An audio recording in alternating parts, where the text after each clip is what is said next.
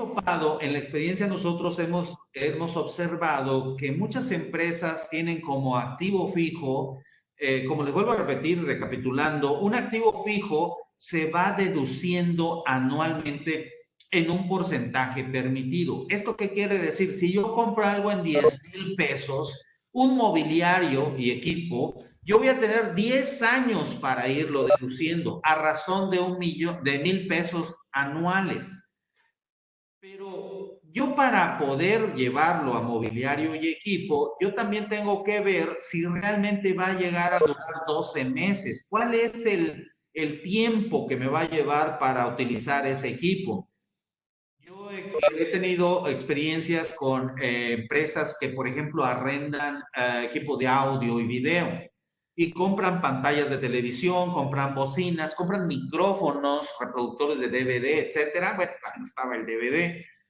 Eh, y lo metieron a mobiliario y equipo, o equipo en arrendamiento, como le puedan llamar, pero le estaban depreciando anualmente cuando ni siquiera un año les duró. Una pantalla se les echó a perder en 8 meses debido al uso rudo que tiene este activo. Entonces, la misma ley nos permite deducir esas inversiones, esos activos fijos cuando dejen de ser útiles o cuando los enajenemos. Y si estamos refiriendo cuando dejen de ser útiles, es de que no nos vamos a esperar a 10 años o en el caso de los edificios y construcciones que son 20 años que se empiezan a deducir, sino que los podemos deducir de una vez en el ejercicio en que dejen de ser útiles. ¿Qué hay que hacer? Hacer un inventario o una revisión de todo el listado de activo fijo que tenemos y que anualmente estamos aplicando un pequeño porcentaje para deducir nuestros impuestos y determinar si realmente hay activo fijo que ya dejó de ser útil o que puede ser desechado para de una vez deducir esa cantidad en el ejercicio en que ocurra, en el ejercicio en que se determine. Ahí también hay que tomar en cuenta que hay que hacer un tipo de las fotografías y evidencias que existan donde sí se demuestre que han dejado de ser útiles estos activos fijos. Así que hay algunos activos fijos pequeñitos, como por ejemplo calculadoras, micrófonos, etcétera,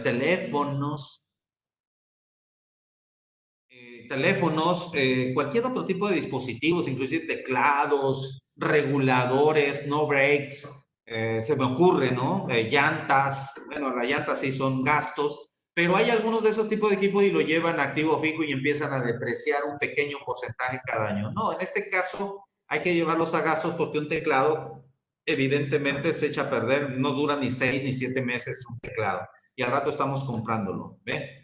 Entonces, ahí es muy importante hacer ese análisis y aprovechar la deducción de cuando dejan de ser útiles.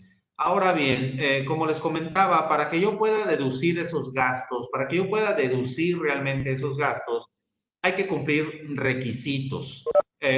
No cualquier factura, no cualquier comprobante, o bueno, los comprobantes deben de contener requisitos para que puedan ser deducibles. Si nosotros como empresarios no nos disciplinamos, no tomamos en consideración qué es lo que debemos de cumplir para que podamos restar todos los gastos que hacemos en nuestras empresas, si no tenemos ese cuidado, vamos a estar pagando impuestos de más porque nos estamos gastando el dinero en cuestiones no deducibles que no se pueden deducir, pudiendo haberlas hecho. Y a eso nos vamos a abocar hoy. Por ejemplo, como empresarios debemos de tener presentes estos requisitos de las deducciones. En primer lugar, que el gasto sea estrictamente indispensable para los fines del negocio.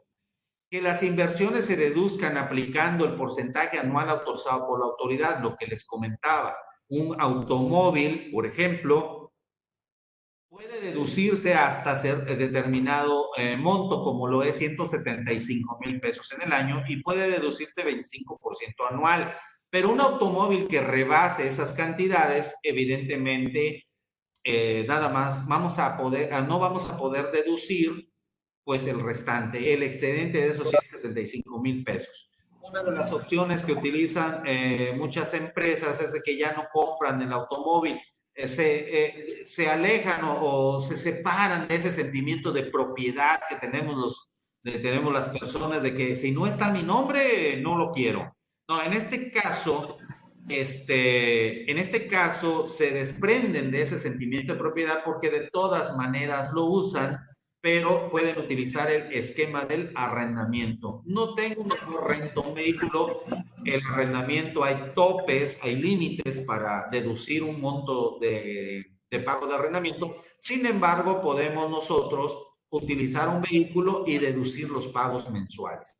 Así es de que en un momento determinado, sí tienen sus límites y hay que estar atentos a ellos, ¿ok?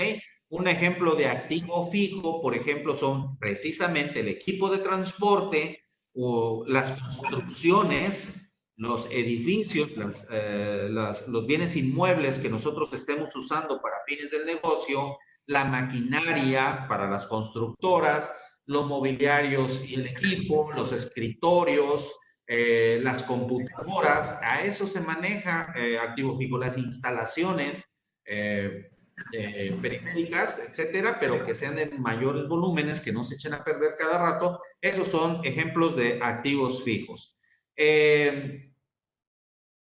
También hay que tener presente, y esto falla, bueno, hemos tenido muchos problemas de mucha gente, de que no cuida que cuando tenga un gasto mayor de 2,000 pesos, incluido el IVA, hay criterios donde dice que la erogación se tiene, o el gasto, o la salida de dinero del gasto incluye el IVA. Si superan los 2,000 pesos, tenemos que pagarlo con transferencia electrónica de fondos. Tenemos que pagarlo de transferencia electrónica o de fondos de la cuenta del contribuyente. Tenemos que pagarla con un cheque nominativo de la cuenta del contribuyente, con tarjeta de débito, con tarjeta de crédito o con un monedero electrónico o tarjetas de servicios. Como por ejemplo, esas tarjetas de monederos electrónicos que nos dan en algunos supermercados o en algunas tiendas departamentales. Sin embargo, en el caso de la gasolina, independientemente del monto que se tenga, se debe de pagar con transferencia electrónica, tarjeta de débito, cheque nominativo por abono en cuenta, etcétera. Parece que hay una pregunta. Área de eventos dice, buenas tardes. En el caso de gasolina a vehículos de la empresa, ¿de qué manera puedo hacerlo deducir?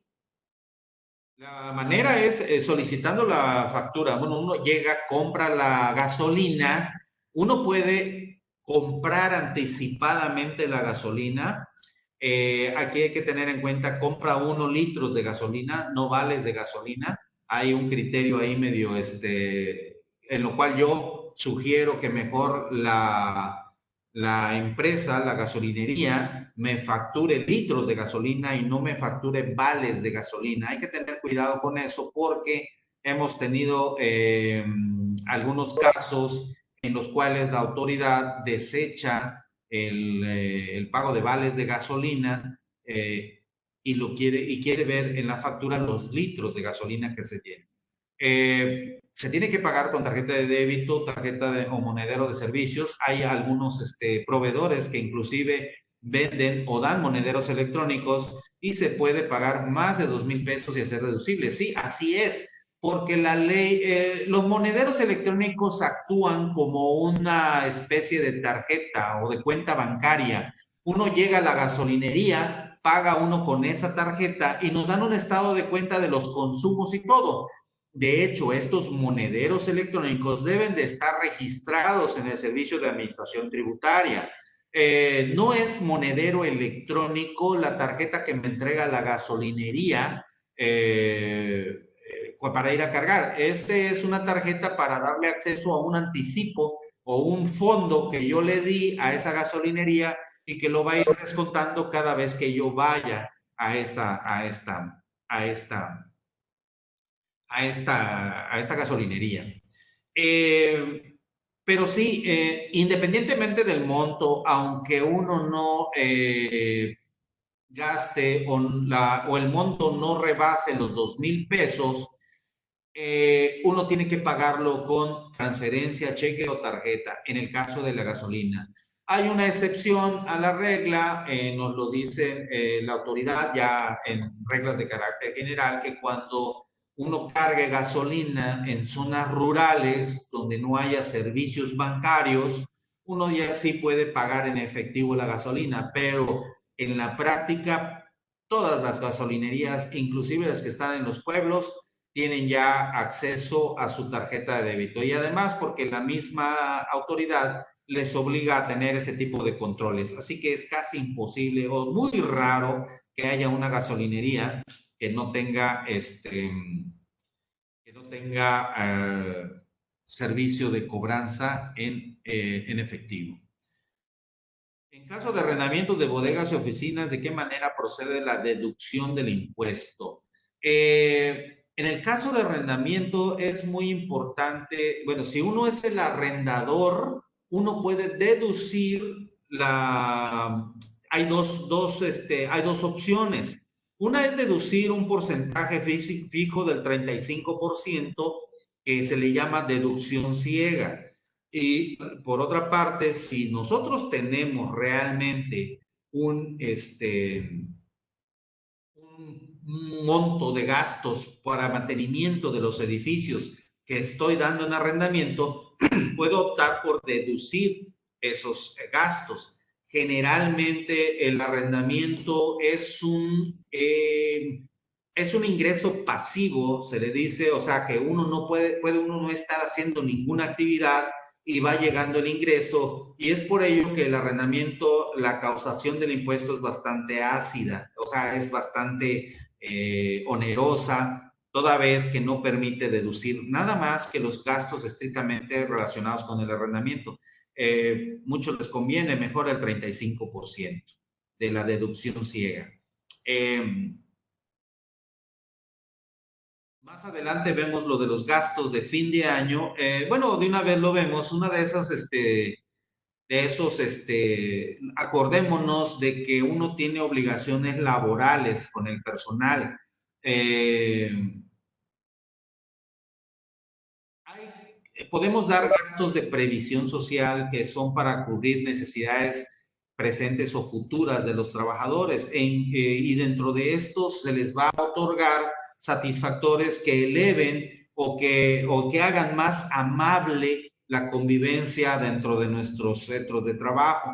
Es bastante importante, señores empresarios, que tengan al día sus reglamentos interiores de trabajo, sus contratos individuales de trabajo, y si en un momento determinado tienen ustedes contratados a sindicalizados, también sus contratos colectivos de trabajo, porque muchos gastos son deducibles siempre y cuando haya obligatoriedad de pagarlos.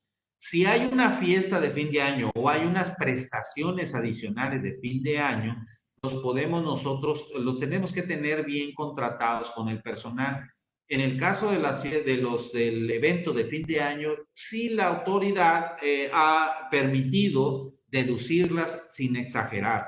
Por ejemplo, una fiesta de fin de año donde se estén regalando pulseras de oro de 24 quilates, pues evidentemente va a poner a dudar a la autoridad, pues oye, ¿por qué estás regalando eso? Además, todas las fiestas de fin de año y los regalos deben de tener el principio de generalidad. O sea, yo no le voy a regalar a la SECRE, le voy a regalar una casa, ¿no? Solamente que el patrón tenga algo que ver con la SECRE, pero pues si le va a regalar y lo quiere hacer deducible como prestaciones al personal, tal vez pueda dar una rifa, pero todos deben de participar en la rifa, todos deben de tener su número, y lo que se sugiere, si es que se va a regalar algo, es que haya un listado de los empleados. Siempre se tiene que justificar y tiene que haber evidencia de que los gastos que estamos haciendo son los correctos. Así que el criterio que yo tengo con relación a las fiestas de fin de año es, en primer lugar, que los regalos se participen en una rifa o se den de manera general, y otra, que se levante una bitácora o una lista de asistencia de los empleados que llegaron a participar en ellos. Si se van a rifar algunas cosas, pues sí se pueden deducir, pero se tiene que justificar con los boletos recepcionados de los trabajadores. ¿Ok? ¿Alguna otra duda por ahí? No sé, ya en el chat se me pasó, pero bueno.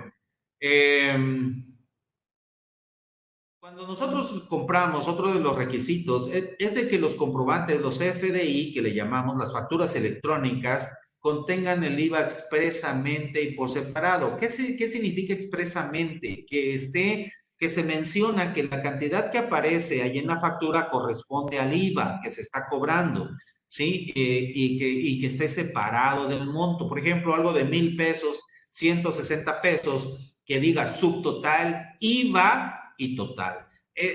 Ahora sí que son nimiedades, pero que si no se cuidan, señores empresarios, pues nos los va a botar el fisco y no los vamos a poder meter, y por falta de disciplina o falta de cuidado, vamos a pagar el impuesto a un 30% del gasto que no podamos deducir, o que no podamos deducir por no haber cuidado esto. Si una factura está mal, si no cumple con los requisitos, tenemos todo el derecho de pedirle al proveedor de que nos la sustituya, que nos la cancele o nos haga una nueva, o que nos sustituya la factura. Si no nos lo hace el proveedor, nosotros podemos decirle al SAT que por medio de él le diga al proveedor que nos haga el favor de corregir la factura. Además, uno como empresario, si uno emite un comprobante fiscal digital por internet erróneamente, también es uno sujeto a una multa. Pero en este caso nos estamos ubicando desde el punto de vista del comprador y debemos de tener cuidado con la obtención del comprobante fiscal vía internet. Ahora, para el caso de los préstamos obtenidos, que hayamos pedido un crédito al banco, que hayamos pedido un crédito a un compadre, a un amigo, y nos esté cobrando intereses, estos intereses serán deducibles siempre y cuando ese dinero haya entrado a la empresa. Hemos tenido algunos casos aquí en la oficina, no nosotros, sino el cliente que viene, donde piden crédito y no justifican que hayan ingresado ese dinero a su negocio. Por ejemplo, vimos un caso donde les dieron, se supone dieron un crédito e iban a comprar maquinaria y equipo para el negocio. Entonces les llega auditoría y lo primero que les pidió el SAT es dónde están los planos de las construcciones, dónde están las compras y dónde está el activo que dices que ibas a comprar con este dinero. Así que hay que tener mucho cuidado que el dinero prestado se haya invertido en los fines del negocio. En el caso de una persona física, inclusive también para una persona moral,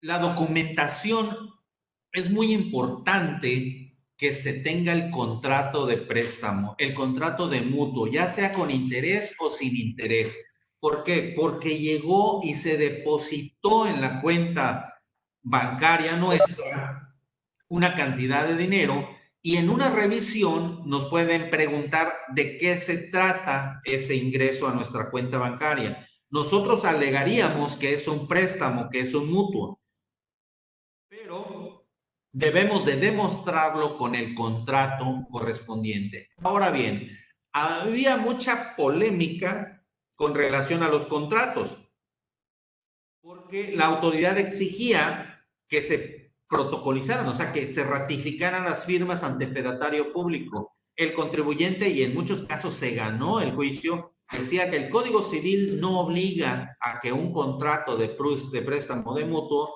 sea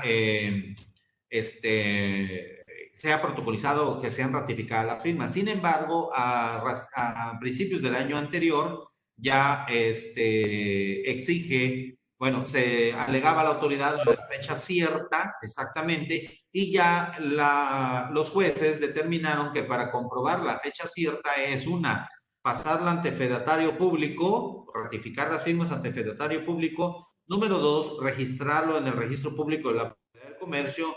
Y número 3, que se haya muerto uno de las partes. Que se haya muerto uno de los contratantes, en ese sentido se toma la fecha cierta. Evidentemente que se muera antes de que llegue la autoridad a revisar, ¿no?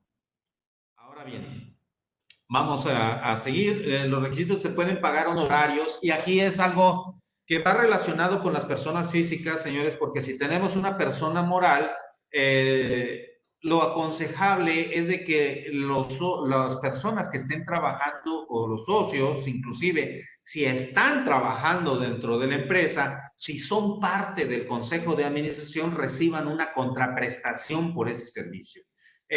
¿Por qué? Porque es ilógico que no vivan de nada.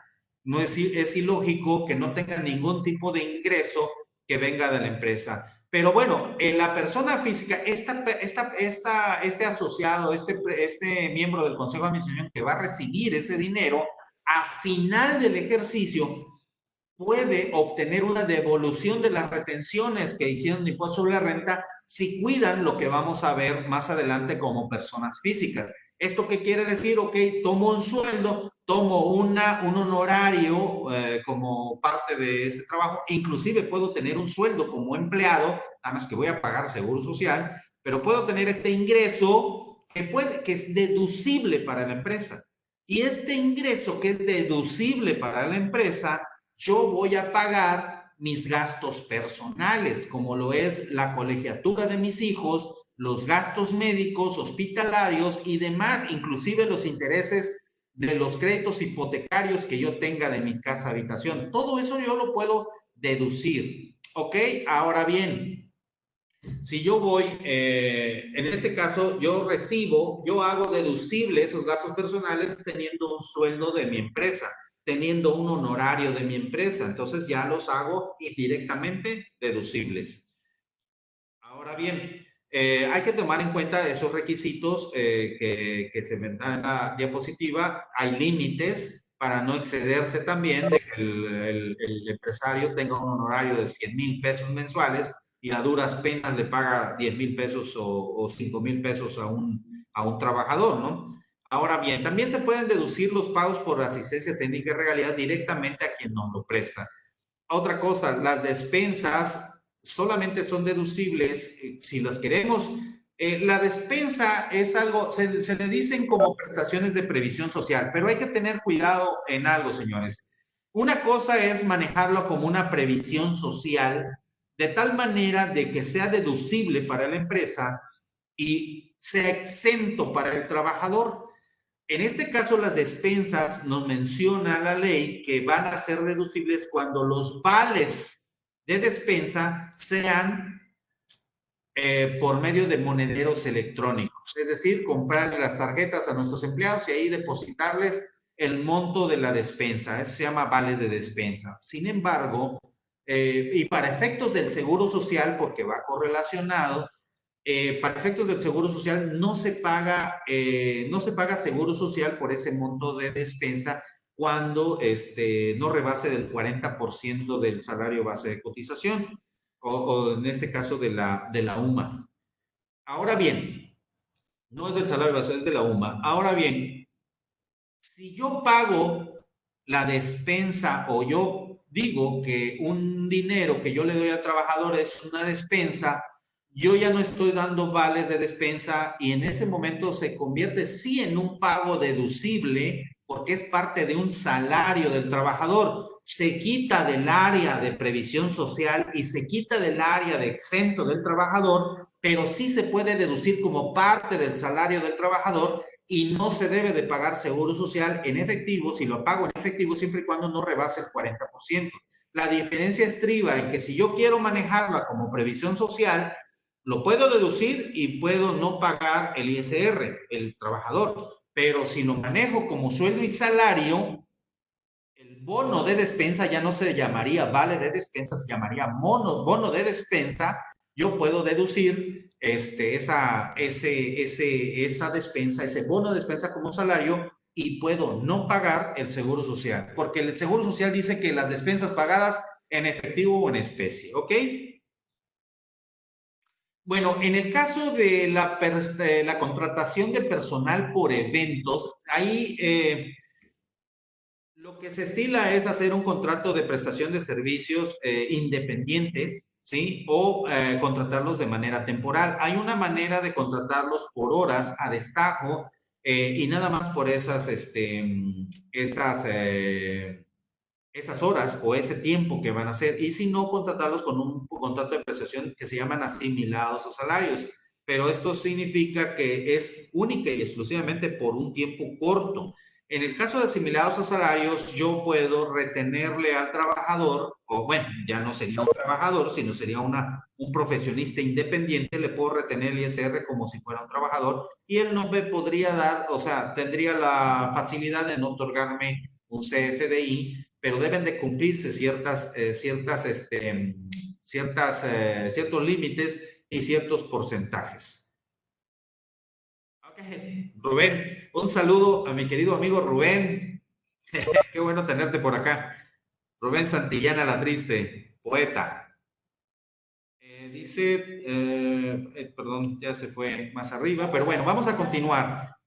Todas las compras con tarjeta de débito que son deducibles, ¿las aplica directamente el SAT o uno debe de hacer algún trámite si es persona física? En el caso, bueno, vamos a entrar a las personas físicas, pero qué bueno que me están preguntando eso, y de una vez les quiero decir que las personas morales y las personas físicas empresarias sí pueden hacer pagos por medio de un tercero. Se llaman pagos a cuenta de tercero, es decir, un tercero, ya sea un empleado, un socio o cualquiera que tenga una relación laboral o de prestación de servicios, o inclusive un socio, puede hacer una compra relacionada con sus ingresos, relacionada con sus actividades, con su propia cuenta bancaria, con su propia tarjeta de débito, de crédito. Pero el requisito que se debe de cumplir es, número uno, que los comprobantes, que este tercero pida los CFDIs a nombre de la empresa, con los datos fiscales de la empresa. Y número dos, que si rebasan los 2,000 pesos, pague con tarjeta de débito, de crédito o de servicios, o cheque nominativo para dar en cuenta. Y número tres, que la empresa le reembolse el dinero de la misma manera, por transferencia, por cheque nominativo, a su cuenta de cheques de donde salió ese dinero. Si la persona, el tercero, paga un gasto en efectivo que pasó los 2,000 pesos, automáticamente no va a ser deducible. Ahora bien, si yo, hay dos momentos en que los cuales un tercero puede hacer erogaciones a mi cuenta. Una, que él de su cuenta haya pagado algo sin que yo le haya demandado el dinero. Entonces, cuando me llega el comprobante, yo le reembolso el dinero. Se llama reembolso. Pero otra de las cosas es, yo le mando el dinero anticipado para que haga una compra, y esta persona debe de comprar, pedir el comprobante y reportarme que ya hizo la erogación. Pero ojo, si este tercero se hace ojo de la vista gorda y que lo olvidadizo, y ya va pasando el tiempo, más de 60 días en que tenía el dinero en su cuenta y no ha hecho la compra o la erogación que me ordenó, que le ordené, entonces en ese caso se le convierte en un ingreso acumulable a esa persona física o a ese tercero, y para la empresa es no deducible, no tiene el comprobante, pero es muy importante que aplique para las personas morales y aplica para las personas físicas. No, los contratos de asimilados a salarios, según la pregunta, nos estamos desviando un poco del tema.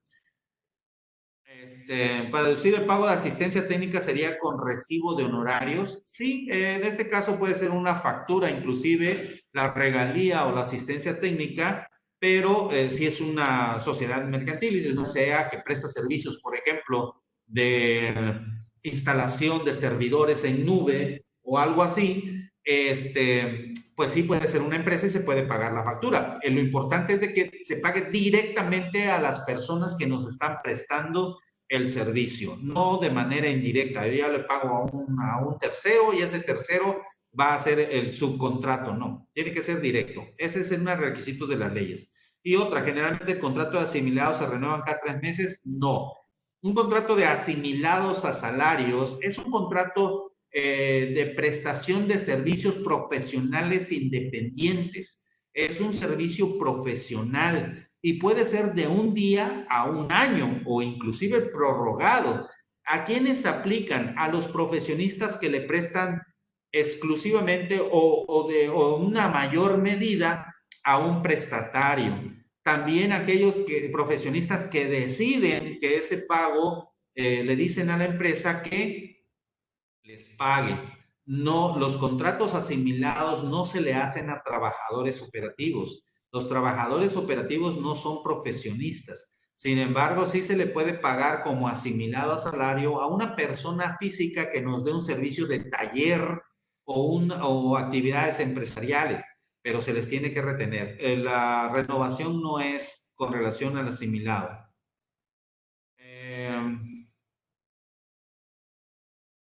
Sí, cuando nosotros prestamos, le pagamos a los trabajadores algunas cuestiones exentas, parcialmente exentas, nada más podemos deducir un porcentaje de eso, de la cantidad grabada, nada más. Entonces, seguimos. También lo pueden deducir las primas de seguros o finanzas. En este sentido, fíjense que hemos tenido amargas experiencias, bueno, los contribuyentes, los clientes o algunas personas que han venido amargas experiencias porque contratan seguros de vida. Los seguros de vida únicamente van a beneficiarle a quien deje, a quien sea el sucesor o el beneficiario de ese seguro de vida. En el caso de las personas morales no pueden pagar seguro de vida, solamente pueden pagarle un seguro de vida al hombre clave, al hombre orquesta, al hombre que tiene los conocimientos o que domina el tema y que de alguna manera si llegara a enfermarse o incapacitarse va a disminuir la productividad de la empresa. Esa persona puede estar asegurada por la empresa, pero el beneficiario del dinero por su muerte o por su incapacidad va a ser la empresa. No va a ser ni sus beneficiarios ni nada. Y lo que sugerimos aquí es que con el dinero que cobren por honorarios o por sueldo de su empresa, de su persona moral, ya como persona física pueden contratar un seguro total de dote, un seguro de planes de pensiones de retiros, que ese sí yo voy a poder disminuir porque es un estímulo fiscal que hay, que lo vamos a ver al final, ese estímulo fiscal por yo contratar un seguro total y viene un elemento de vida. Los agentes de seguros, algunos agentes de seguros, yo tengo un agente de seguros extraordinario, Ricardo Carranza, les mando su número por si lo necesitan. Estas aseguradoras deben de tener ese producto y tienen un elemento de vida y un elemento de ahorro para mi pensión. Como persona física puedo deducir o disminuir ese estímulo fiscal de la base gravable. Como persona moral no voy a poder deducirlo, pero sí puedo cobrarme del sueldo que yo estoy cobrando de mi persona moral, porque estoy trabajando allí, porque me lo permite la ley. Con ese dinero yo sí bien puedo contratar uno de esos seguros y entonces ya los seguros de vida, señores, son meter dinero a un barril sin fondo. Lo que les sugiero es contratar un seguro total para que al final, a lo menos cuando lleguemos a 60 o 65 años, pues si seguimos, y es un seguro de supervivencia, si seguimos, pues podemos nosotros disfrutar ese dinero que ahorramos. También las cuentas incobrables, cuando prescriben las cuentas incobrables para las personas morales, las podemos deducir. Si un cliente nos dejó de pagar, también podemos nosotros deducir ese dinero, prescribe, ya no le voy a poder cobrar e inclusive yo puedo desechar ya muchas cuentas de clientes morosos como persona moral, no aplica para sociedades civiles, esos clientes morosos y yo puedo deducir con determinadas reglas. El plazo para reunir todos estos comprobantes es cuando en el momento, en algunos casos, en el momento en que yo estoy haciendo la operación, en ese momento tengo que obtener el comprobante o en el caso del CFDI lo puedo obtener hasta el último día en que deba presentar mi declaración anual. Sin embargo, la fecha de expedición del CFDI debe de ser el ejercicio en el que se va a aplicar la deducción. ¿Qué significa esto? Esto no significa que yo tenga hasta el 31 de marzo para que me facturen una operación del año anterior. No, quiere decir que yo tengo hasta el 31 de marzo para escudriñar a ver dónde quedó una factura que yo hice el año anterior. Esa es una gran diferencia y hay una confusión de que, yo tengo hasta el 31 de marzo para obtener una factura de una operación que quiero deducir el año anterior. No, tengo hasta el 31 de marzo para conseguir el comprobante, pero ese comprobante debe de tener como fecha de expedición el año anterior. Eso es lo que dice la ley. En el caso de retenciones, cuando sucedan las retenciones, se obtenga el comprobante del momento en que se realicen. Ahora bien, lo que les comentaba, un tercero sí puede hacer los gastos a nombre de nuestra empresa, a nombre nuestro, siempre y cuando se cumplan con los requisitos que marca la ley. Ahora bien, los requisitos de las personas físicas, a diferencia de las personas morales pueden restar de sus ingresos los gastos y las compras que hacen, aun y cuando sean a crédito de otras personas morales. Si son compras a crédito a personas físicas, no las pueden deducir. Pero las personas físicas no acumulan sus ingresos, sino que hasta que efectivamente los cobren, y no deducen sus gastos hasta que efectivamente los paguen. La persona moral, por ejemplo, puede comprar 1,000,000 de pesos de mercancía y no lo va a poder deducir, sino conforme lo vaya vendiendo. La persona física, en cambio, puede comprar 1,000,000 de pesos de mercancía y deducirlo en ese mes en que lo compra. Es la gran diferencia entre una persona moral y una persona física. Ahora bien, todas las personas físicas van a cumplir, pueden hacer los mismos gastos, pueden deducir esos mismos gastos y cumplir los mismos requisitos que les imponen a las personas morales, pero estas tienen unos beneficios adicionales, como lo son las deducciones personales. ¿Cuáles son esas deducciones personales? Esas deducciones personales son los pagos por honorarios médicos, dentales, servicios profesionales en materia de psicología y nutrición. Pero estos gastos se deben de pagar con transferencias electrónicas de fondos, cheques nominativos, tarjeta de débito, tarjeta de crédito o monedero o de servicios o monedero electrónico.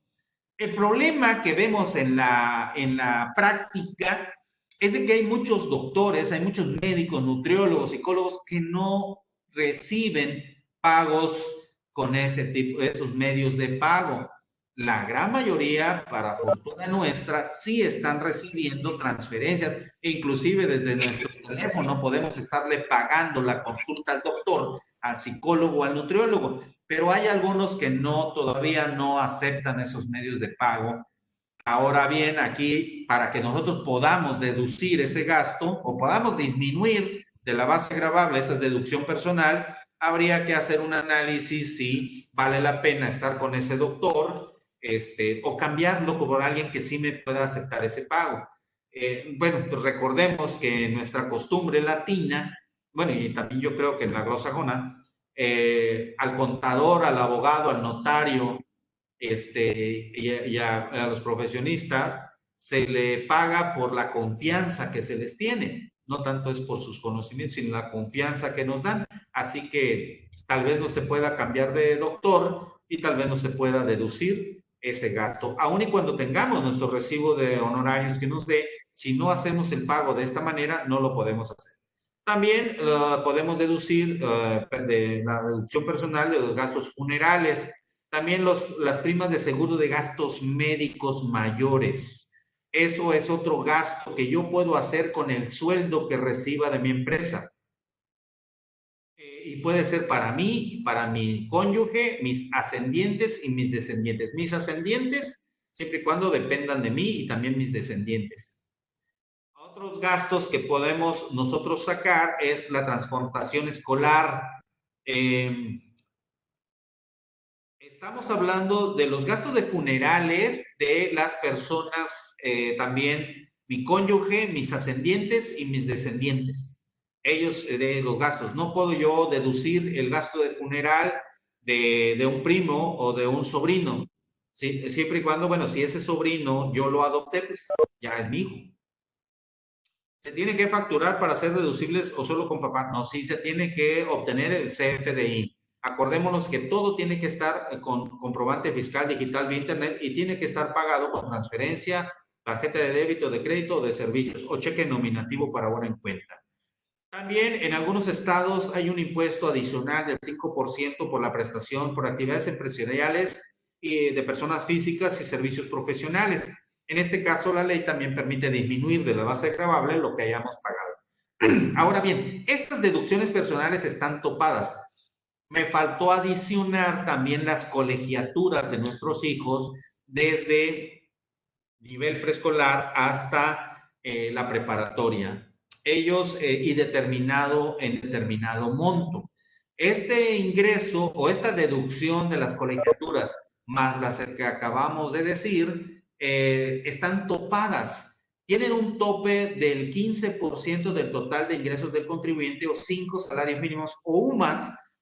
Para los que no están familiarizados, la UMA, todas las leyes mencionaban que el cálculo de multas o límites y todo estaban salarios mínimos, están en la ley, pero a partir de 2016 ya se transfieren, se transforman en UMAS, unidades de medidas y actualización. Entonces, lo que resulte menor es lo que podemos deducir. Entonces, no todos mis gastos los voy a deducir, sin embargo, sí puedo deducir las un porcentaje de ellos. Pero aparte de estas deducciones personales, hay otras que no entran dentro de este tope y son los donativos. Nosotros podemos dar donativos a asociaciones, sociedades, fundaciones, patronatos, etcétera, inclusive a la federación y al municipio y al estado donde estemos, hasta un porcentaje que es deducible hasta el 7% si es a las demás personas, e inclusive podemos deducir a asociaciones y patronatos que no son donatarias autorizadas, pero estas apoyan económicamente a donatarias autorizadas. En este caso podemos ir hasta el 7% y lo que le demos al Estado podemos decir al 4%. El monto de los donativos no está incluido en el tope que vimos de las otras deducciones personales. Y también otra deducción que nosotros podemos hacer y que no está dentro del tope son las aportaciones voluntarias a nuestra Afore. Si nosotros fuimos empleados alguna vez, tenemos una cuenta de Afore y tenemos un fondo en el cual nosotros podemos seguir depositando. Esos dineros que nosotros estamos depositando a nuestra Afore y que está muy restringido su retiro, o sea que yo lo pueda sacar en cualquier momento, sí lo puedo sacar en determinadas fechas, pero que está restringido el retiro, yo puedo seguir depositando allí y ese dinero que yo voy a depositar también voy a poder deducirlo de los ingresos. De los ingresos que yo tenga, deducciones personales, de la base gravable. Y este ahorro adicional a mi Afore, si soy empleado, este ahorro adicional a la Afore tampoco está incluido dentro de los topes de las otras deducciones personales y no está incluido dentro del tope de los donativos. Esto es aparte, el tope de esto es 10% de los ingresos acumulables o el equivalente a 5 UMAS anuales, ¿ok? Tenemos varias deducciones que nosotros podemos estar haciendo con el que recibimos, con el honorario que recibimos y con todos los ingresos como actividad empresarial que recibimos. Pero adicionalmente a esto, hay algo, se llaman, tenemos nosotros derecho a un estímulo fiscal. Podemos nosotros disminuir de la base gravable, está en el 185 de la Ley de Impuesto sobre la Renta, todos los depósitos en cuentas especiales para el ahorro. Lo que les comentaba yo, así es, el plan personal de retiro es también deducible. Es el seguro total. Ustedes, si tienen un seguro de vida, deséchenlo y contraten uno total. El seguro de supervivencia. Hay un elemento de vida, pero hay un elemento de supervivencia y ese elemento de supervivencia, si se llama plan de retiro, cuando yo cumpla 60 o 65 años, es un ahorro que yo voy haciendo y es deducible. Bueno, es un estímulo fiscal que yo puedo disminuir de la base gravable hasta un monto de 152,000 pesos. Algunas aseguradoras inclusive se transforman en Afores y únicamente me van a ir dando un 10% o una cantidad, lo dividen en 10 años y la cantidad que yo he ahorrado, 5 millones, 2 millones, de aquí a 65 años, yo pienso que sí se puede aumentar esa cantidad, 500,000, 600,000, para que no sea de un jalón, no me lo den, entonces ellos lo pueden dividir en varios años y el monto entonces de ingreso por ese concepto de pensión no va a rebasar un ingreso exento, o sea, el límite de ingreso exento que no me otorga la ley. Entonces, toda esta cantidad de dinero puede resultar también exenta. A final de cuentas, jóvenes, señores empresarios y los amigos que nos acompañan, unos eruditos, algunos, son, estas son las deducciones que podemos hacer.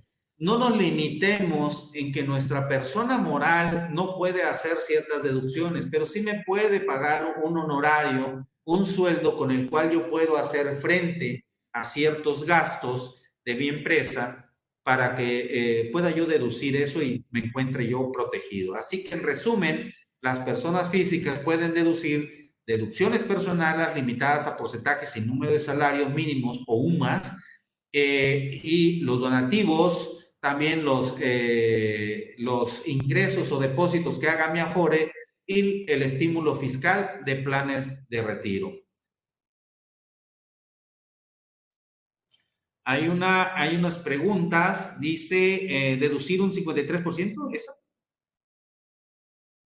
Dice... Dice, si contrata un plan de pensiones con una institución financiera para realizar aportaciones a los fondos de pensiones de los trabajadores, donde solo el patrón realiza las aportaciones de manera presentida como un ingreso exento, así es, podemos deducir 53 o 47%. La pregunta, ¿qué comprobantes fiscales soportan la deducción de esta prestación? Dice que eso, sí, nada más se va a deducir el porcentaje porque la ley menciona de que se va, de todos los ingresos exentos del trabajador, pues nada más se va a deducir una parte, la parte que corresponde a lo agravable en esos porcentajes que se mencionan, 53%. ¿Y qué comprobantes fiscales soportan la deducción de esta prestación? Pues evidentemente los comprobantes que nos otorgue la Afore de que está recibiendo el dinero, el depósito a las cuentas personales de retiro de los trabajadores. ¿Ok? Bueno, cualquier duda, pueden ustedes, mencionaba que las personas morales, si rebasaba la cantidad de 2,000 pesos, tendría que ser con cheque, transferencia o pago de tarjetas. No, también para personas físicas. El límite, o más bien el requisito de que cualquier erogación que rebase los 2,000 pesos tiene que ser pagado con esos medios de pago, persona física o persona moral, e inclusive el tercero que vaya a hacer un gasto a nombre de estas personas, tiene que cumplir con el requisito de pagar con transferencia de cheques. Y si es gasolina, desde cualquier monto, desde un peso, todo lo que ustedes paguen de gasolina tiene que ser con estos medios de pago. Es muy importante determinar el caso particular de cada persona para diseñar un esquema de pago de sus impuestos y las deducciones que puede realizar, así como de que cumplan con los requisitos establecidos en las leyes. Yo les puedo dar una sugerencia. Es muy importante que como empresarios hagamos presupuestos, nuestros presupuestos de ingresos y de egresos. Afortunadamente, al momento, ya contamos con sistemas, con softwares, inclusive las obligaciones fiscales pueden ser previstas para que vayamos haciendo una planeación financiera, una planeación fiscal. Me refiero como planeación fiscal, ir calculando anticipadamente el impacto fiscal de nuestras operaciones. ¿Para qué? Tengamos nosotros medible y podamos nosotros tomar acciones anticipadas a lo que va viniendo. Entonces vamos distribuyendo el ingreso que vamos teniendo durante todo el ejercicio en cuestiones deducibles y también vamos provisionando nuestras obligaciones, como el caso de la PTU, el aguinaldo, que he visto o hemos conocido a algunas personas que no provisionan esos gastos y cuando viene diciembre andan carrereando porque necesitan los ingresos suficientes porque ya viene el pago del aguinaldo y los regalitos a los empleados. Entonces, un presupuesto bien nos puede servir, un presupuesto financiero nos puede servir como una ruta, un mapa, un seguimiento, una ruta de seguimiento de todas nuestras operaciones. Si nosotros tenemos mucho cuidado en observar qué ingresos, qué deducciones podemos hacer durante el año,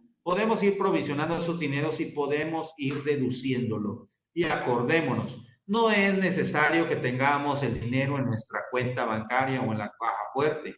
Lo podemos tener en planes de pensiones, en activos fijos, en inversiones, en mercancía y en algunas otras cuestiones que son deducibles, pero que no las estamos viendo de manera tan en moneda corriente, pero tenemos ahí nuestras utilidades ya invertidas en cosas que podamos hacer deducible, disminuimos el impacto fiscal y no andamos pagando mucho impuesto porque queremos ver a fuerza un monto de dinero en nuestras cuentas bancarias o en nuestra bolsa. El querer ver ese dinero en nuestras cuentas bancarias o en nuestra bolsa nos va a generar impuesto. Sin embargo, si lo tenemos ahorrado, invertido en activos o en mercancía, es deducible y seguimos teniendo la misma ganancia y el mismo incremento en nuestra participación. Por mi parte, eso es todo. Les agradezco muchísimo el haber estado con nosotros. Agradezco mucho a mis amigos, Rubén, Néctar. Les mando un abrazo gigante. Muchas gracias por estar con nosotros. Ah, bueno, yo también soy RIF, Levi. Perdón, en los RIF tienen que cumplir los mismos requisitos. Nada más que los RIF tienen un beneficio que el impuesto que causan, ¿sí?, está subsidiado al 100%, siempre y cuando sean ventas al público en general. Si son ventas a empresas, está subsidiado el ISR, pero el IVA lo tienen que pagar. Tienen que generar sus CFDIs, ya sea por las ventas a su público en general, pero a lo que va en materia de deducciones. El primer año, si quieren, juntan sus comprobantes, pero deben de guardar sus comprobantes, o sea, sus comprobantes con todos los registros, pero deben de guardarlos por si se los preguntan. Porque si no deducen, si no cuidan la deducción, si causan todo el impuesto, no les va a afectar porque está subsidiado al 100%. El siguiente año está subsidiado al 90%, el tercero al 80%, al 70%, y así nos vamos al 80%, 70%, pero mientras no estén causando el impuesto, pueden no tener cuidado con esto, pero sí tendrían que estarse. El RIF se creó para hacer empresarios. Es decir, el primer año te paso, no pagas impuestos, pero conforme va pasando los 10 años, se supone que en 10 años ya vas a ser un empresario profesional, o sea, un empresario ya hecho y derecho, y vas a empezar a pagar tu impuesto como debe de ser.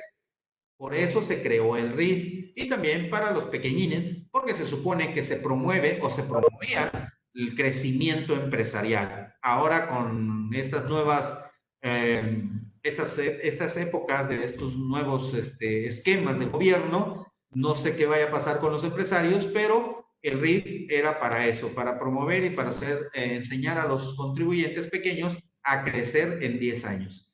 Bueno, ahora sí, pienso yo que